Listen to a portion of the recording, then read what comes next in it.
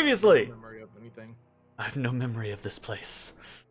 Previously, in the dungeon of the Mad Mage, the party found themselves on the 6th level of Undermountain, the Lost Levels, with a mission to find the Hand of the King in order to gain entry into the heart of the mountain. Only that was proving simpler said than done.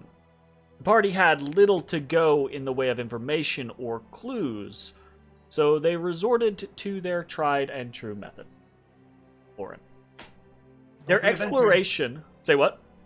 Don't forget venturing. Their exploration took them through many different rooms they had yet to explore in the dungeon. A room filled with frescoes of battle and mannequin mounts. A secret room behind a land shark that hid an archgate. A ransacked room with symbols of a gem within a mountain. An untouched ancient armory. And yet another magical archgate.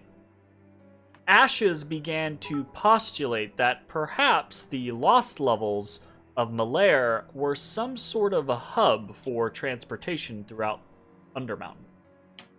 From the armory, the party headed south until they reached the area known as the King's Walk.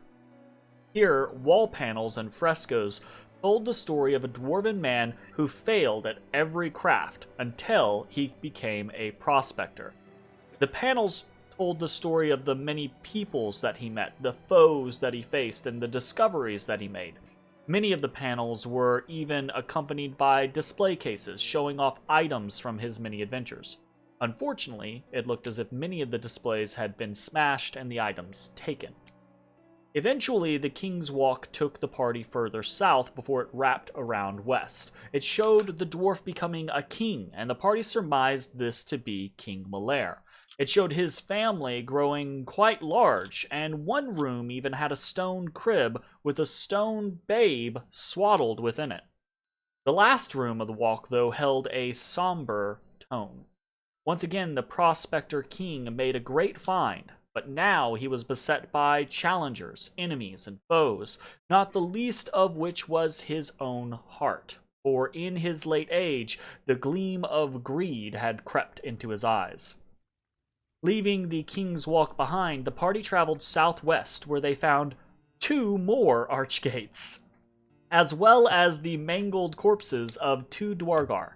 Intensely suspicious, the party tried to cautiously navigate the room in order to avoid whatever had happened to the 2 Dwargar.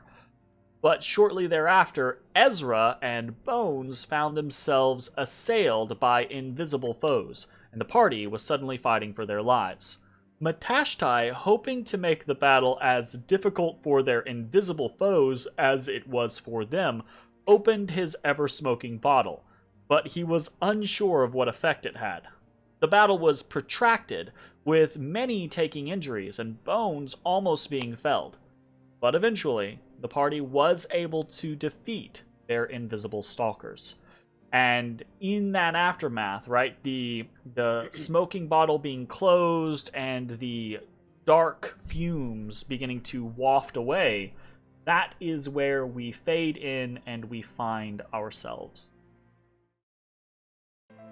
Hey everybody, thanks for watching. If you enjoyed the video, consider leaving a like, commenting, or subscribing. It really helps me out.